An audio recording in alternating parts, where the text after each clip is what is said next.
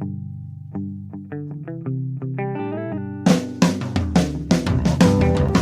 only real God is the one that you believe in. Start looking for the God in others.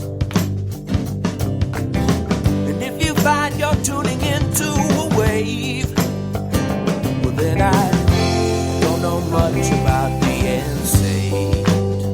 Hello, everybody. Hello, friends. Welcome into another episode of Spiritual Philosophy Chatter with the Joneses. I'm Danny Jones. And I am Samantha Jones. And this is episode 170. 170. What is the topic today? This is Why Are We So Anxious? Why are we? I don't know. I ask myself this every day. There's many reasons why. Yeah. We'll talk about them. Many, yeah. Yeah. Cool. Before we do that, you want to share anything from last week? Yes, last week we did Releasing Fear, and Panapet sent us this nice message. She says, "Thank you for the great episode. I didn't get a chance to catch up with the discussion questions on this page, which I feel I missed out after catching up with your recent episodes. Everything sounds like it came to me at the right time. Fear is my biggest lesson to learn and overcome right at this moment. Actually, I feel it's been there the entire time, but I've just been more aware of it recently. It's quite funny to me when you mention people rushing to do things because they're afraid they're going to die before they do that. For me, that would be beneficial. I may have been in my own comfort zone for so long that I don't have that sense of urgency, which could be a good source of drive sometimes. I have a lot of fears. I fear failure and fall into that category that I fear so much that I don't even try. I fear of my parents passing, but this has been less since I started listening to your podcast. I fear rejection, that I reject and sabotage myself before anyone else could get a chance to do it. Sometimes it's a fine line between it doesn't feel right to me and it's so hard, I'm so afraid, and I don't want to do the work. Thanks again for the great content as usual. Much love to you and everyone in this community." Oh, that's nice. Yeah, thank you so much. Yeah, thanks for your honesty. Yes. You know, that's probably the most important thing, I think. Yeah, I think it's important for people to know that there's others that relate, that we really all have so many of these things that we're talking about, the fear, the anxiety, all of it. And we just don't talk about it. Right. We really don't. It's like there's some kind of stigma. I think it's better nowadays than it was like when we were kids, like in the 80s and 90s. People didn't talk about that they were anxious or had fear or anything like that. But now we can't. We talk about it more, so it's good. Yeah, I agree. I think it kind of becomes like a fad to like put a front on. Yeah, that, you're right. That we all got it together or life is perfect, and maybe we could connect on different levels if we did share some of those things and were honest with each other. I agree. Absolutely. So thank you. Yeah, thank you for that, Pan and Pat. I have some very exciting news I would like to announce today. Oh, my God. So last week we did the fear episode, and I was stuck in a place of fear because I was approached by an internet radio station about having my own live weekly radio show.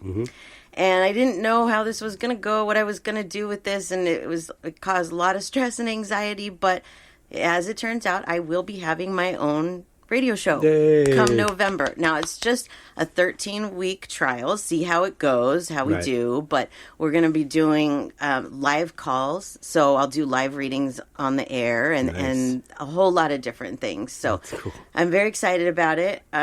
Yeah. And nervous at the same time. It's very much stepping outside my comfort zone. But at the same time, I was hoping that if I was going to do something else in this area, that it would be radio, because I don't necessarily like to have my face all over the place. Right. So this is good for me. So very cool. Yeah, so I'm excited. And at this point, the name of it is going to be Beyond the Bridge with Samantha Jones, because that's what my business name is. So you can look for that in November, and I'll be plugging it. Very cool. Exciting. Congratulations. Thank you very much. Thank you. It's a long time coming. They wanted the podcast. Yeah. They did. But we didn't want... We're very protective of our podcast, and we didn't want to go live with it. Yeah. So this is just a better avenue. This will allow us to reach more people, people that are interested in different things that maybe people see our podcast, but they don't know what it is. Yeah. But then they hear me on this radio show, and so it brings them over to the podcast and vice versa. This company is impressive. I mean, the amount of, I think it was like 130 countries, 3 million listeners? 3 million listeners a month, yes. A month. So, and that's a lot of countries. So that's a lot of, a lot of area that you'll be heard in. And that's pretty exciting. Yes, it is. That's really all I want is just to get the word out there. And however I can do that we can do that, the better. Right. That's awesome. Yay. Yay. One more step in the right Thanks, direction. universe. Yes, thank you, universe, for that. Not that I'm not a nervous wreck, but, it'll be fine. Okay, so let's see. We answer 2 questions every month. Every week. The first one is from Rebecca. She says, I'm very scared with the state of the world currently. It seems war for the U.S. is imminent. The disease issue is getting worse. The cost of basic needs are skyrocketing. Do you have any psychic advice on this subject? And I think people try and ask me this, on this, down low. They're like, so, what do you think about Russia? Not trying to ask for, psychic advice of it. And so I'll tell you my feelings. And I'll quote Billy Joel on this. We didn't start the fires. Okay, this has been going on for a long time. Yeah. These issues that have been going on through the world are not just starting. And I know it's scary, especially when the guy from the UN gets on TV and says, this could be this could be a nuclear disaster that ends the world. That's a very scary thing to hear. Yeah. But I think both of us believe that that's not going to happen. That if there was that kind of threat, there would be intervention, whether it's from the universe, from other life forms. They would not let this earth go out like that. No, not completely annihilate itself. No, they're not saying that there couldn't be war, right? And even a nuclear attack, but yes. It's not going. That's not how the world. I don't believe that's how the world's going to end. No. I'll tell you that I am concerned of war, but not in the United States necessarily. With the United States, yes, it's possible, but I wouldn't worry about it on the amount that the news is telling you. Don't watch the news; it just makes things worse. Really, it's going to be, I feel, more of what it's always been. Like you were saying the other day, it's like the Cold War seems to be happening again. Yeah, it's like reigniting. Right. And as far as the inflation and everything goes, it is normal. This happens. It goes up and down. These things are all like a roller coaster. We live in Southern California where gas has been one of the most expensive in all of the United States. I think we got up to $7.50, something like that. Now it's down to $5. I think I paid $5.50 yesterday or something like that. That's still ridiculous. It is still very much ridiculous, but it has gone down. And this is how things work. So we have to try and calm ourselves when these things happen. Same with monkeypox and COVID and everything. These are things that are always happening. It's always something. All we can do is focus on the positive, focus on what is going on with ourselves, because what's going on in Russia or other places in the world, we have no control over. So no matter how much we sit here and we worry about it and think about it, it's not going to change what's going to happen. That's why I don't watch the news, because I feel like it just makes my brain angry. Yeah. It's not worth it. So I guess my psychic advice on this is go on with your life. This isn't psychic advice, and this isn't sarcasm to the question at all either, but my advice would be hold on and enjoy the ride. This too, yeah. Because I was speaking to you about this earlier today, about when our souls decided to come into this life, we chose a particular period of time to come. And I believe that Samantha came in this time to help, and as well as me, in the change of the world. Yeah. To help spread, maybe a different point of view or philosophy, if you will, about this. And that this is really an amazing time to be here, because so many things are now coming to the surface of things that we were either indoctrinated or educated to learn growing up. and we're finding out that might be very different. Yes. So this is really an exciting time to be alive. Is it scary? Yeah. Does it make you anxious? Yeah. But I definitely think that we chose this time. Yeah. And so, because we wanted to see this. So try not to worry, about it all at once. Yeah. Really. Because you really can overwhelm yourself. You can. And, I know a lot of people, when I say don't watch the news, they're like, but how do you get your information then? I still know what's going on in the world. I do. But it's when you watch the news, it bombards you with this stuff. If you are sensitive, if you're like an empath or anything, you might also pick up those anxiety feelings of the newscaster that's telling you this story. The news it's there to make us worry, unfortunately. I think it's Canada that I heard that only has positive news. It's probably not the whole country, but I want to say there was a place in Canada I heard that the news is nothing but positive. That would be so great. Could you imagine how much that would change things if the news was positive? Even if it started off with a positive story instead of just right into, so here's all of the shit that happened. Right. Yeah. So there's some advice psychically and non-psychically. So I hope that helps, Rebecca. Thank you, Rebecca. Thank you. And then the second question is from Cindy. She says, what does it mean when someone says namaste? I'm too embarrassed to ask at yoga. So if That's a good question. It's a very good question. If you've never been to yoga, at the very end, the instructor will say namaste and do a little bow. I remember when I first started taking yoga, I was in my early 20s, and the instructor said this and in every class, and I felt like myself and pretty much the rest of the class, because it was like a beginner's yoga class, was like, what do we do? What do we say? Right. What does that mean? Nobody knew, so I totally understand the embarrassment of not wanting to ask in yoga. But my instructor at that point did say, when I say namaste, it is just me, my soul recognizing the soul in you. Right. It's bowing to you. So I wanted to read this, what I found online, so that I can give a better explanation. It says, ask most people in the yoga community to translate namaste, and the common reply will be something like, the divine in me honors the divine in you. It's a lovely sentiment that has inspired many a yoga studio poster, but is it accurate? Nama means bow, as means I, and T means you. Therefore, namaste really means bow me you, or I bow to you. So there you have it. That's how I took it. Was like, forget about the physical.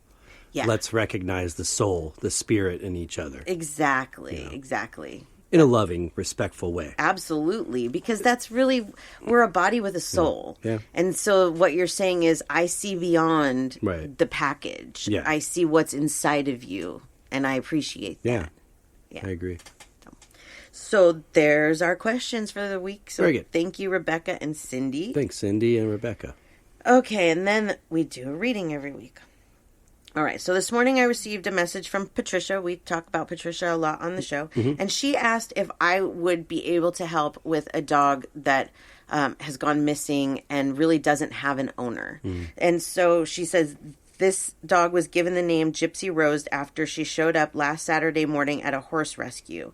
They think she is 2 years old, was making tremendous progress within a couple of days' time, and then she was gone. The in-between story is sad and makes you lose your faith in humanity. Where is she, and will she ever come back to the rescue? Let me give you a picture here. So she escaped from a rescue? She escaped from a rescue that she showed up at. Okay. This dog has had a really rough life. This is in Arkansas. And I've never been to Arkansas, but I know that a lot of those areas in the South and around there, they don't have fences. This looks like a hunting dog to me, which means that it might have been out hunting and got lost from the pack. I feel like this dog has been through a lot, but a lot of it is trying to get back to a place that it calls home. And that's why this escape happened. I feel like a lot of people have found this dog. I really am interested in knowing the in-between story, but I told her not to give me it because I didn't want to know and have that affect the reading or anything. Yeah. But I do feel like a lot of people have seen this dog, have found it, have tried to help her, and in one way or another, it just hasn't worked. She's an escape artist. She likes to be on her own, but I feel like there's some physical things going on here. She may have been hit by a car at one point because I feel some issues in a couple of her legs. Also with her mouth. For a 2-year-old dog, this dog has some issues. It's really sad. Yeah. These are the types of cases that I have a really hard time working on. But, yeah, she made a lot of progress in that time that she was there to the people that saw her. But in her own mind, this wasn't what she wanted because she wasn't comfortable yet. She hadn't, it takes time for an animal to adjust. This is in any case. But Right. This dog has been on her own for so long, off and on, and trying to get back to this place. Like there's one place in particular that she calls home. She doesn't understand why she can't get back there. And I'm not sure if this is that she went missing from this place or she was dumped. I want to say that she went missing, that she lost her pack, whether this is human. I see other dogs though. I think that she was in some maybe training to be a hunting dog, or there was something going on and she went missing. That goes back to an original situation though. What has happened in between has been very unfortunate for her. There might be somebody that is still to this day looking for this dog. But I feel like she is quite a ways from this place that she calls home. And the more that she travels, the farther she gets away. Somebody will find her again. I feel like this is going to keep happening. But she's okay right now. But I don't think that she will go back to where she was. I don't think that they will find her again. I will ask her to. But right now, that is not her plan, and I don't know that she knows how to get back there. But I will ask her to, and we will see. Sometimes that does work. You'd be surprised. Just saying, just go back, give it a chance. But she does like being on her own more. Her faith in humans is pretty much non-existent, and I think she felt like it was imminent before she was hurt again, and that's why she left again. And to find this place that she calls home. So, very sad story, and I'm sorry, I didn't know that it was going to be that sad. I was hoping that I was going to have some better news. But there are a lot of dogs that live like this, and it makes me really sad. And I did read that they are opening one of the largest animal facilities for stray animals and animals that are on death row in Alabama. So the South will have a place that they'll be able to take a lot of dogs because this happens a lot down there. A lot more than you might hear here in California. She sounds like a master escape artist. She is. I can tell that she's a good jumper, not so much with those legs anymore, but quick, and it's a flight or fight. Mm-hmm. And so instead of fighting, she flights. Mm-hmm.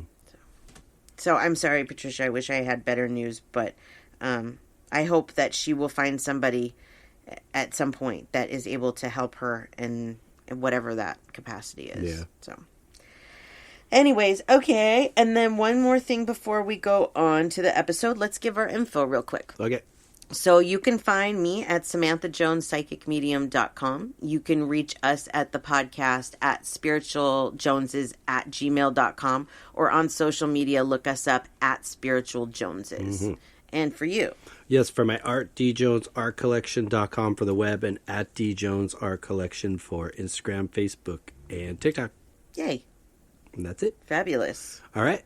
Well then, episode 170, Why Are We So Anxious? Yeah. Anxiety is something that I have battled my whole life. Yeah. And in this spiritual journey, it fluctuates for me. I don't think my anxiety really gets where it used to be at all. The spiritual awakening and understanding the universe more has helped, and I definitely try and encourage people to work on that more if they're very anxious, work on learning about the universe and how all of this works, because I think once you get a better grasp of the universe, it does help to calm you down to a certain extent. And things that may trigger you from past, like, because of past experiences, if you're more aware of what can trigger that, you have an easier time of sort of talking yourself down, relaxing yourself, because you're just acknowledging it. There it is. Okay, just take it easy. Yeah, absolutely. So first, what is anxiety?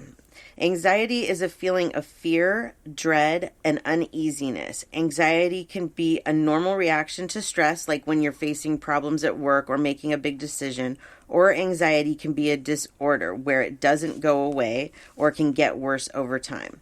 So I asked our listeners, do you suffer from an anxiety disorder?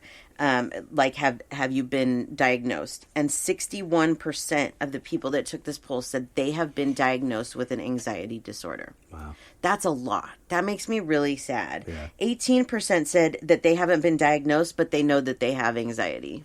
And, more than just your normal. I think we all probably have anxiety to a certain extent. Yeah. But not where it affects your life every single day. Right. But it is way more common than we realized. Right. There's way more people out there that if we could talk about this more, maybe we could help each other. Because I know that when I was a kid, I used to keep a lot of my fears and anxiety inside. Because when I would verbalize them to an adult would tell me, that's stupid, you don't know what you're talking about, don't be ridiculous, Right. You're exaggerating. Whatever it was, we asked these questions. We need to know these things. Because probably half of what you were bringing up, they were already anxiety written over. Yeah, it's and true. This is like a natural process I was sharing with you. Like, our parents protect us from certain things growing up, like, so when you would come up to them with this worry, often it was this brush off of, don't worry about that. That's right.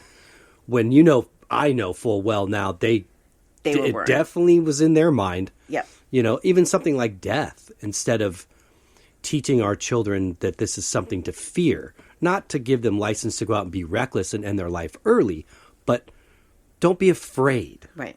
Because it's only better after this. But live this life while you have it the best you can, Yeah. That kind of teaching will spawn certain anxieties even in our kids. Yes. If we're deathly afraid of certain topics and, things like that, Yep. the kid's going to pick up on that whether there's words or not. Right. You just intuitively can feel that energy between two people in that moment. But yeah, I can tell you that I can trace a lot of my anxiety back to childhood, a lot to what the adults did that maybe they didn't mean to do. I have been afraid of lightning most of my life. We don't get a lot of it in Southern California. No. And there was one time, I think I was like 9 or 10, that we had a really bad lightning and thunderstorm here in Southern California. And I was with my grandparents, and my room was upstairs, and I was sound asleep, slept through the whole thing except for like one or two little things at the end. My grandma came in the room to check on me and to take me downstairs because she was afraid if lightning hit the house and I was upstairs, Right. That was her fear. So in waking me up and making me go downstairs, I woke up and freaked out. And then when it was over, she took me back upstairs, and my bedroom faced this hill across the street. And I saw her peeking out the window. And I'm like, what are you looking at? Nothing. What are you looking at? Nothing. Keeping, looking out the blinds still. I went and I looked out the blinds, and there's a fire across the street.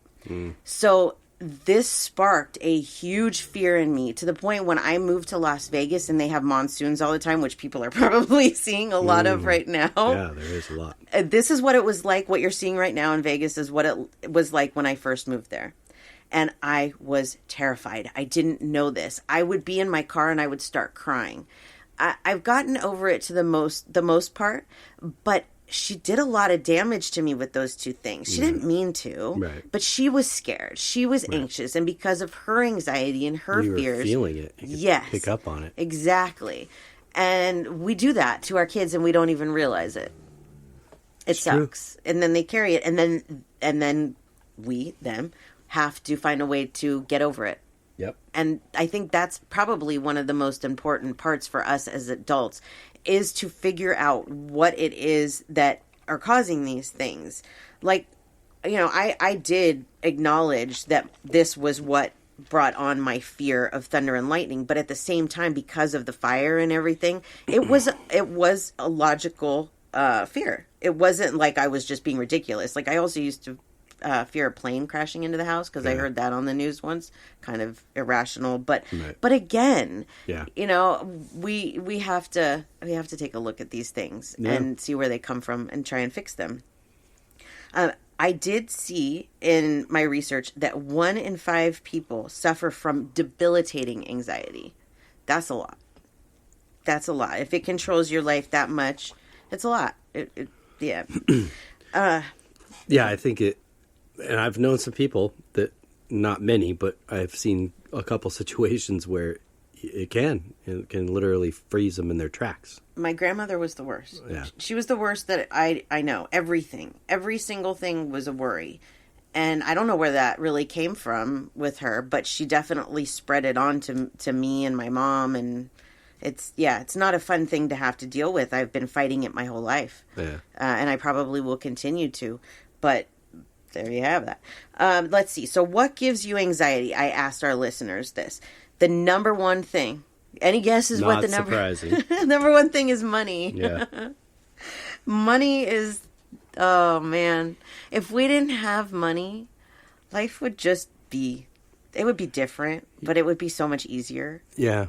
It really would. Or if there was like an equal distribution of money so that everybody had the amount that they needed and everybody felt like they could have a roof over their heads and feed their kids and whatever the basic needs. There's so many people that live without the basic needs. It's very sad. Very sad. And so I understand. I'm not surprising that's number one at all. Yeah. I think that's probably in my life one of the top 3 things that, and even having money, even the times that I have money, I still worry about it. It doesn't mean that you're free. Right. It's sometimes people that have the most money, they actually worry the most. And a lot of times that's because they live above their means. We don't know, like these celebrities that have so much money, right? Like Michael Jackson, he was actually in a lot of financial trouble. Yeah. So there's a lot of poor people that live above their means. Absolutely. There are. Yep. The second one was not knowing what lies ahead. Yeah.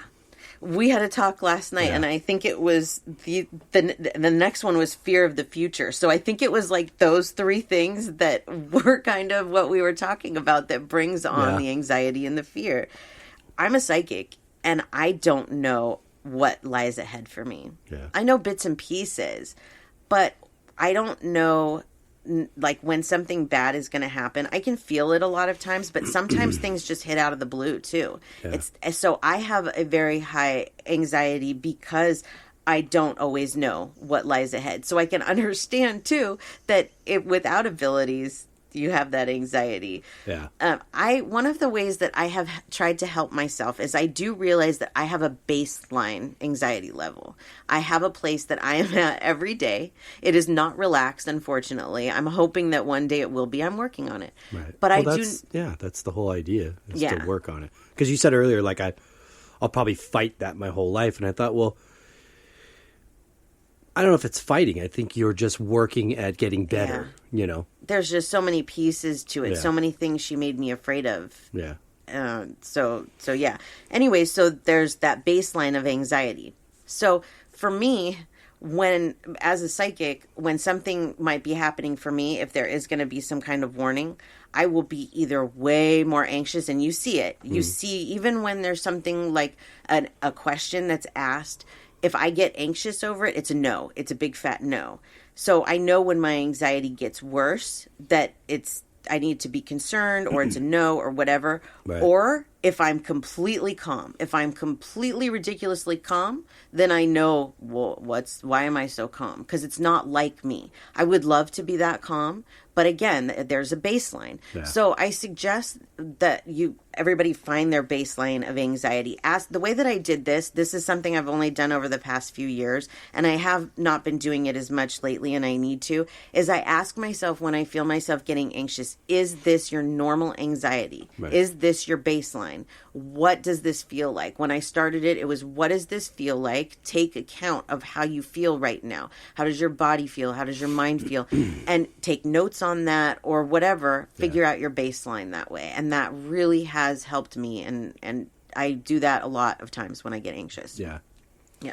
For me, the big wake-up call in that department was, more than 10 years ago during my separation and divorce, and I got shingles. Oh, yeah.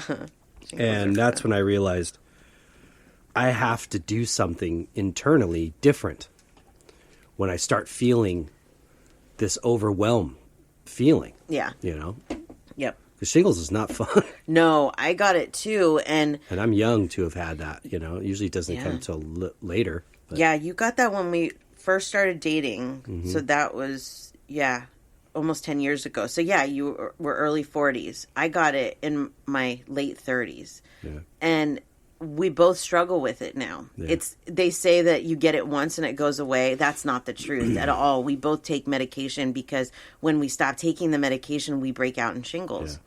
Yeah. And I've had it twice, yeah. I get it every time that I stop taking the medication. My neck starts hurting wherever the shingles broke out. It is very, very painful. And, at that time, I didn't even think that my anxiety level was that high. I do remember I was having panic attacks and stuff. But because of my past, I thought it was normal. I'm like, this is just normal. Right. Now I realize, no, I was very stressed at that time. And if I did try to go off the medication now, maybe it wouldn't be like it was before. And we've talked about that. But every time we're both like, after a couple of days, it hits again. So it's a piece of word of advice from two people that have suffered from the shingles. Get the shingles vaccine and stop worrying so much. Yeah, that's the best thing you could do. Because I've gone off periods where I can not take the medication and try it, and I don't break out in shingles. But if I got high anxiety and I'm not taking the medication, I could very well. And it's painful. It's not fun. It is very painful. And a lot of times you don't even break out in the rash. You just feel this horrible nerve sensation and it's miserable. And it is. My grandma and my mom both, they used to say, I have the shingles again. And I think it's like karma now because I'd be like, you get the shingles once. What are you talking about? You have the shingles again. Right. Well, here I am. But and they were so high anxiety all the time. Yeah. So I understand. Yeah. It's not fun. No, not at all. So we need to learn to not have anxiety levels like that. Let's see. So we did money, not knowing what lies ahead, fear of the future. The next one is my kids. Mm-hmm. Kids bring on a level of anxiety for a lot of the reasons that we've already talked about above. The money reason, the not knowing what lies ahead, fear of the future. We're facing ours that's starting to look at colleges here pretty soon. Yeah. And college tuition is not cheap. She's very smart, and so we're hoping she'll get scholarships and stuff like that. But that's a stress. Yeah. That's a stress in itself. Mm-hmm. I also, one of the things my grandma used to do with me and my brother is don't drive at night. Being totally afraid every time. Call me when you get there. I found myself doing that with Marina, with worrying about, is she home yet? Even like if I fall asleep and she's not home, and that's the first thing I ask you when I go to the bathroom. Is she home? It's this anxiety of you want your kids to be okay. Right. You want to make sure that they have what they need and that they're okay. And it is very stressful. Very stressful. Yeah. I mean, we were talking about this earlier too, that there's healthy anxiousness. Yes. Like a good example would be a kid on Christmas Eve, and he's so anxious he doesn't want to go to sleep because he's so excited, or they're so excited for the next morning. Yeah. Or you got a job interview and, you're anxious for this job interview because it could mean great things for you. That's a healthy anxious. There's an excitement there. Yeah. It's when these fears that manifest themselves within us and create this anxiety that can become what feels unmanageable. Yep. But really, it's your mind doing it to begin with. Yeah. So it's your mind that will be the one to help you. Yes. But you really have to want to address those things, especially the things that make you from your past, that make you go, here it comes, Yeah. When I was 18, I moved to Las Vegas, and my mom would not let me drive to Las Vegas by myself. She wouldn't. And because my ex-husband, he was driving the moving truck and his dad was driving his truck. And so I was going to drive by myself. No, absolutely not. She made my aunt go with me. And then Marina says that she's going to go to San Francisco with some friends. And I start thinking about, oh my gosh, I'm facing the same kinds of things that my mother was facing with me. Yeah. And I'm seeing them now from my mother's point of view. Right. And I'm feeling the anxiety that she was feeling and understanding she wasn't trying to ruin my fun. Right. She was concerned. She wanted me to be okay. Mm-hmm. I thought she was being selfish. And it also puts into perspective then, like, you know, you could see yourself flashing back to your room at grandma's house and seeing her stare out the window and realizing how easy it is to then project your own fears, yes, without even saying words necessarily, onto the child. Oh, yes. Or your own anxiety on the child. So, yeah, like, you know, we're obviously going to think all these terrible, scary things of, oh my God, San Francisco, what do you mean? That's like 6 hours away. And, yeah. You know, and who's going, there, the people and the city. And lives there. It's, you can get yourself going. Yeah. You know? Oh, yeah. Because when we went there the very first time, I had two people scream at me, or, well, one scream at me and the other, like, I thought was going to try and kill us. Like, literally hid while it was just ridiculous. So I was totally, worried about her. And then I go, you know what? You wanted to live your life and you were okay. You have to trust and let her. It doesn't mean I don't worry, because I still do. Right. I still worry. I don't think that, but I try not to let myself get anxious about it like my mom and my grandma did. I try and learn from that's not healthy, and that doesn't help the child. No. It really, you have to, I don't tell Marina any of this. She doesn't know that I worry like that, because I wouldn't want to worry her so much in that way. Yep. It is tough. The next one on my list was PTSD, which kind of goes with everything that we're talking about here. That if you have post-traumatic stress, you know, you have anxiety. I have serious post-traumatic stress from my mom's passing. And so I worry about people dying. As a medium, you would think that wouldn't bother me so much. I understand death. I understand it's a cycle. Doesn't matter. After what I've been through, it's really hard for me. And I do struggle with that still. So if you out there struggle with PTSD from a loss or anything like that, please know that it's very normal. It can be worked on, absolutely, just like anything else. But it is hard. Yeah. PTSD is a hard thing no matter what caused it. Yeah, it's not easy. No, definitely not. Let's see. But it's possible to help yourself. Oh, yeah, absolutely it is. There's a lot of different things that we could do, and we'll talk about that later on. I want to read this. This is from Jennifer. She says, I have always leaned more towards being depressed than anxious.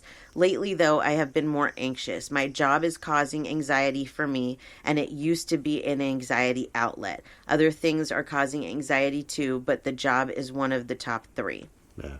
Yeah, I think a lot of people feel like that about their jobs, and that makes me sad. Yeah. It really does, because I really feel like we're supposed to do what makes us happy for work. And if we have a job that makes us anxious, and I don't know your situation, Jennifer, but maybe it's not the right place. I think when your job stresses you out that much, that maybe there's something else that the universe is trying to say, you should do this, or something along those lines. I try to view that maybe as like a season in your life, that it doesn't necessarily mean it will always be that way. Yeah.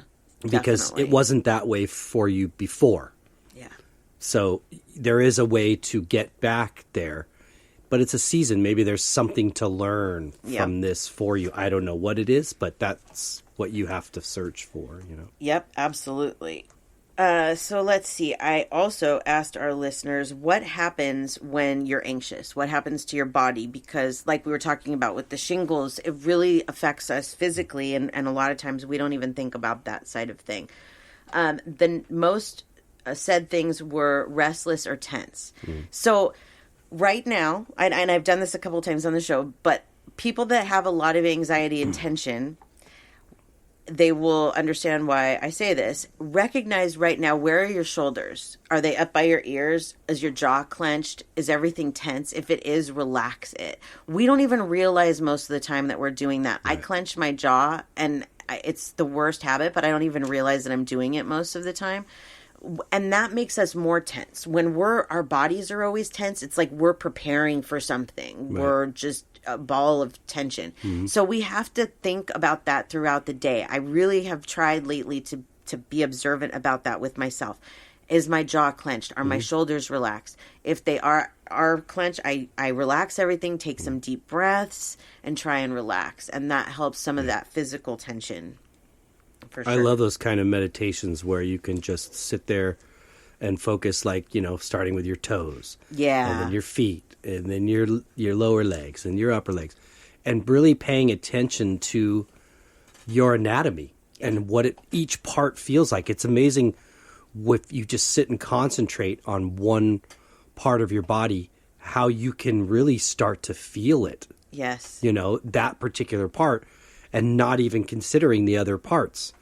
You're just focused on that one part. Yeah. But it's very calming and can get that tension out, and doing some sort of, imaginative, inhale and then let that tension out. Yep. Picture it leaving your fingertips and your toes or the top of your head or whatever it is, Yep. There's a lot of YouTube videos and meditations like that. That was one of the very first things that I went to a therapist when I was a teenager who was actually a psychic. I didn't even really know that. She was in the back of the Akashic bookstore here, that's not here anymore. But so she worked with me on these types of things, and she gave me a tape, which sounds cavemanish, but and I listened to it when I would go to bed. I had my Walkman.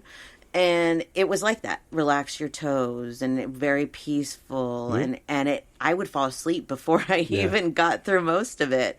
But yeah, those types of things, the exercises, they help us. I try, and when I do the deep breathing, I try and picture clean air going in through my nose, and then whatever I'm feeling inside coming out through my mouth. So you have to be honest with yourself. Are you feeling really anxious and upset? Then more black air is going to come out of your mouth, is the way I see it. Right. And each breath, the air gets cleaner and cleaner that comes out of your mouth. And when the air is clean, you probably feel much better. That one helps me a lot. So couple of things that might help. Let me go back to my list here. Okay, so we did restless or tense, excessive worry. Yes, the anxiety seems to go hand in hand almost with the excessive worry a lot of the times. Lack of concentration. Oh, yes. When I'm anxious, it's like Charlie Brown. Like, people are talking to me like Charlie Brown. I can't concentrate. I can't focus. That's why I have to meditate and do that a lot of times before I do readings so that I can get back into that state. When I communicate with animals, and I feel this a lot with our own animals, I have to be relaxed. I can't be all tense and nervous. So a lot of times I'll be laying in bed and I'll hear Zuma licking or doing something, and I want to tell him to stop it. And I'll be like, stop it, in my head. I have to take a deep breath, and I have to relax everything. And I have to imagine in my head what I want him to stop doing. And I can literally feel it when I'm relaxed enough and connect with him. And he stops most of the time. But if I'm sitting there all nervous and in my head saying, stop it, he's not hearing me and he's not going to do it. It's like you're throwing up your own block. Exactly. Let's see, where were we? So lack of concentration, irritability. Oh yeah, I think that's one of probably the biggest things we notice, and we don't even realize it. Like, we run into people and talk to people that are irritable, and we just think, oh, that's a mean person or something. But they could just be having really bad anxiety. But people don't talk about it. Someone's not just going to come up to you and go, I'm really anxious. Yeah. I've seen our daughter have a couple instances where the only thing that we could do is breathe. Yeah. We have to stop everything and just sit here and breathe like 10 deep breaths. And that's kind of like where the moment of anxiety seems like there's no return. Right. Yes. Yeah. You have to stop everything, the talking, whatever, and just big inhales and exhales, and until you can get your heart down. Yep. Because once everything kind of slows in your body, then I think your mind has a moment to relax a little bit. It's not focusing on all these other tasks of making sure, your heart rate isn't too out of this and that's not going on. But as we get older, high blood pressure. Oh, yeah.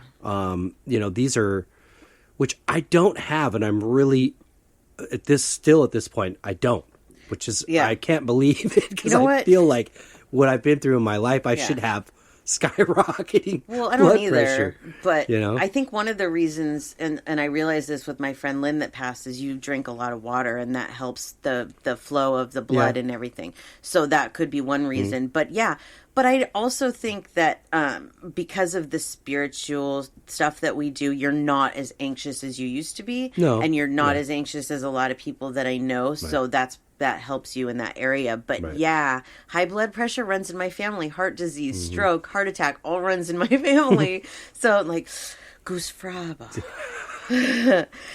Try and bring it down. There was something that I was going to say. Oh, you were talking about the deep breathing. Something that I know that I do, and it's a bad habit that I've tried to push myself out of, is a lot of times when you tell yourself, I need to take deep breaths, I need to help myself like that.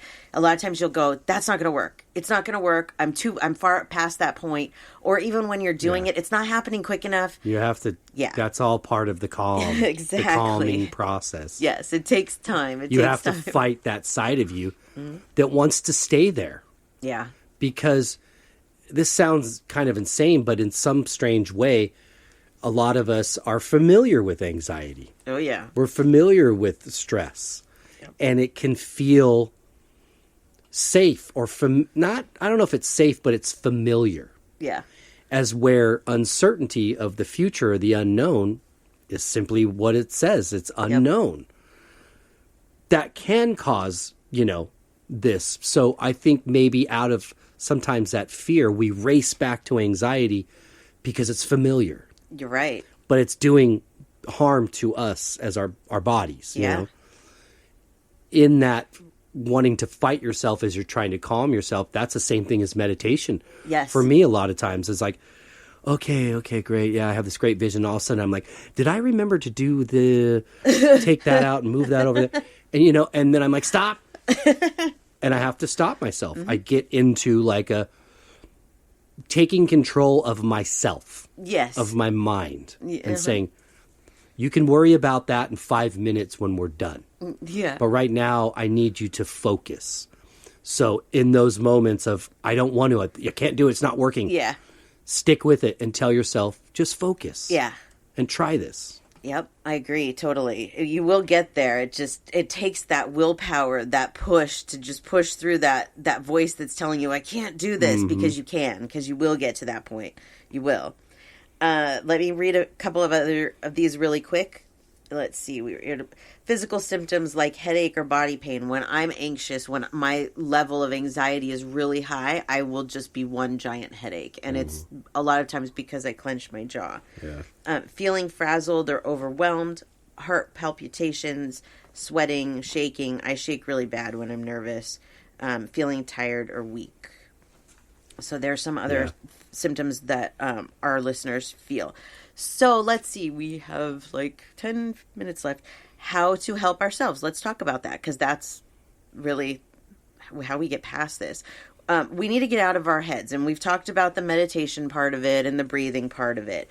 Something else is finding something to do. Yes. Because if you're always just sitting around in your head, it's not going to stop. Yeah. Put some music on and move. Do something. Get out of your own head. Right. Read a book. Read a book. Whatever helps you. Yeah. Whatever. Go for a walk if that helps. A lot of times I know if you don't have something actively going on in your brain, if you're just walking, that's more time to think. That's why I say listen to music. Music you enjoy. Music that brings you up, that raises your vibration. And these things are redirecting your thought. Yes. Your train of thought. Yes. We talked about the deep breathing and the relaxing your shoulders and your jaw. Find your spiritual faith. Change your ways of thinking. Because a lot of times we are anxious because of the way that we're looking at things. We worry about the future. Yeah. And we're not supposed to. We're supposed to live in the moment. We're not supposed to live in the past or in the future. So if we have this anxiety and this worry, then we're usually living in one of those two places instead of in the present. So that's another thing that I try and do, is remind myself, especially at my age, because I know that my life is probably a little bit more than halfway over at this point. I remind myself that every day is a blessing. And that if I'm going to spend it worrying and being unhappy, I'm just pissing my life away. And that's not cool. I want to have the good memories. I want people to remember me for the happy person that I was, not for the anxious person. Yeah. This spiritual journey, like I said at the beginning, it is something that has helped. It really, really has. It's helped me to calm down. And I suggest to anybody, if you're just getting started on this spiritual path, to continue. Because learning more and more about this stuff. It hasn't just helped. It's totally changed. Yeah. Everything. It's true. And like my level of anxiety. Yes. You know? It has. Yeah, definitely. We're still human. We still have anxiety. Yeah. We still have all those things. But the level is much less. And I think that the other thing that we can do easier is calm ourselves. That we can say, stop it. You're being crazy. Like when I get into one of my anxiety kind of panic attacks type things, I think about how my life has gone. And I think about how every time that I felt like it was the end, that there was something really bad that was going to happen, things changed. It's a constant roller coaster of up and down. And if we can recognize that that's what life is about, then everything's a it season. helps. Yeah, it's a season. Everything. Yeah. We did an episode on that, enjoying the season you're in. Yeah. Staying active is really important because it releases serotonin, which makes us happy. So I'm lecturing myself here on this because I'm not as active as I should be. But I know that when I am, it definitely does help my anxiety level a lot. And it makes you more tired too, which helps relax you. Sleep better. Yes. Yeah. And that actually is on here too. Work on your sleep patterns. So I know one of the mistakes that I used to make is I used to sleep through my anxiety. When I would feel really depressed or upset, I would take a nap.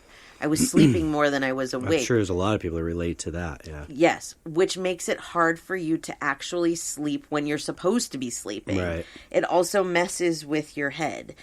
So finding a normal sleep pattern, that you make fun of me because sometimes, most of the time I fall asleep pretty early.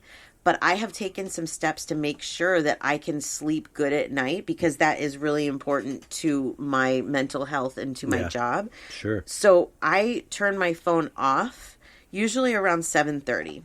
And when I met my family that I hadn't met before, my sister and them, I told them, I said, please know that if you message me after like 7:30, 8 o'clock, I won't respond. And it's not that I don't like you or I'm mad at you. It's that I turn my phone off early because I need to, for me. So the phone goes on do not disturb, and the only people that could get through are you and Marina. That's really what is I need to worry about. That's my family here. So other than that, I turn it off. I don't look at it. I don't go on Facebook after that. And that helps my eyes to relax. It helps my nervous system to relax because whether we realize it or not, social media causes us a lot of anxiety. It does. It really does, because you might see things that upset you. Whatever it is, it could be news, it could be somebody that says something that you don't like. It's also addictive, and it releases the same kind of dopamine. That kind of addiction, I read, releases the same kind of dopamine that taking drugs releases. So it really is an addiction. So being able to say, okay, I'm going to do it maybe certain hours a day, or I'm not going to do it before I go to bed, is a very healthy practice.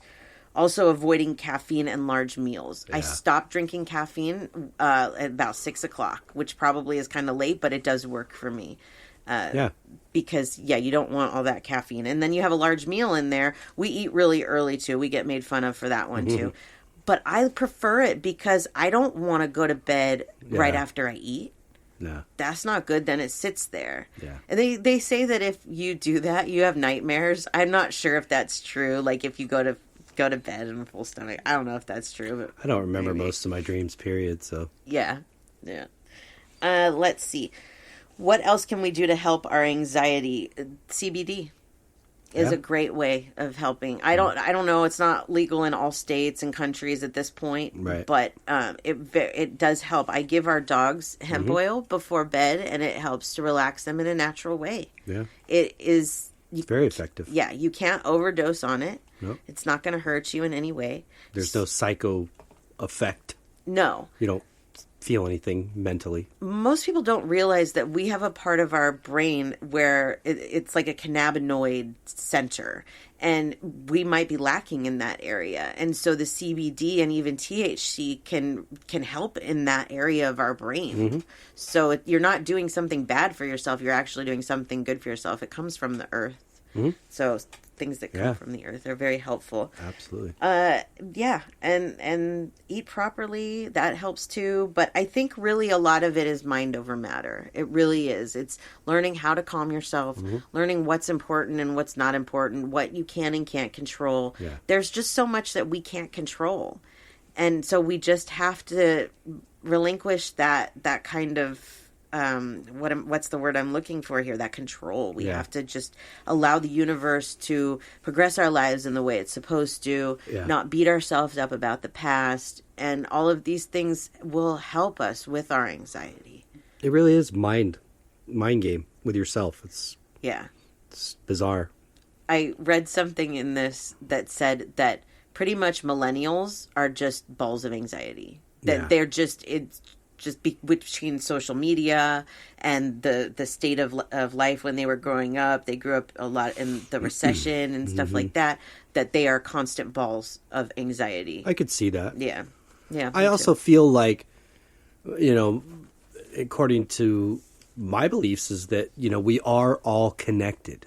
Oh, yeah. We are all fragments of the creator, the source. So we do feel each other's energy, and that a lot of the anxiety in the world today is a group anxiety. Yeah.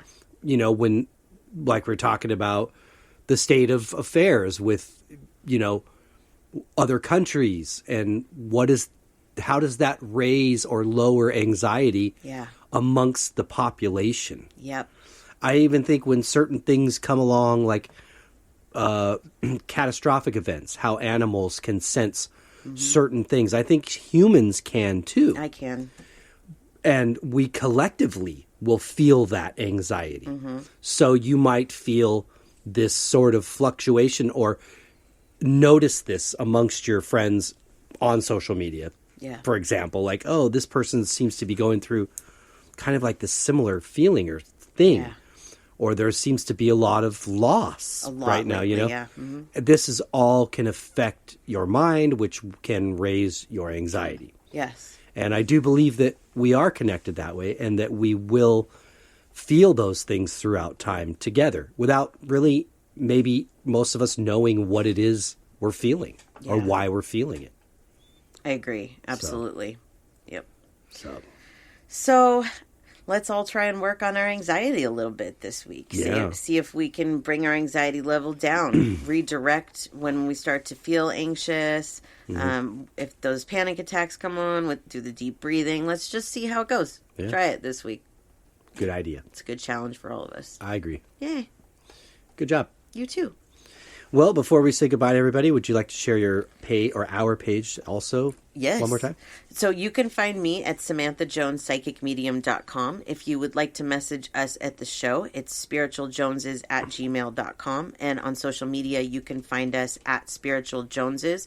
We also have a great discussion group. We love our discussion group so much. Thank you, guys. Yes, thank you. So if you would like to be a part of our discussion group, you can search on Facebook for the show, Spiritual Philosophy Chatter with the Joneses discussion group. I also post every week. I post the show on our page, and I post the discussion group link. So when the topic comes up, there's the link underneath there. So join us, because it really helps us to put the show together, and we have a great community of people that love each other and are comfortable with each other. Yeah, and we want to chat not just with her and I here together, but include you guys. Yeah, absolutely. So, very cool. Hey, and then you, sir. Yes, for my art, one more time, djonesartcollection.com for the web, at djonesartcollection for Instagram, Facebook, and TikTok. Yay. And that's all I got. Fabulous. Well, we hope everybody got something out of this. It is always good to kind of even revisit these topics for myself, because it's something that, depending on what's happening in life, I may or may not have to deal with. Yep. So. I'm dealing with it right now, so I'm going to work on it this week. Yep. We hope everybody has a great week. That we do. Until next week, peace and love.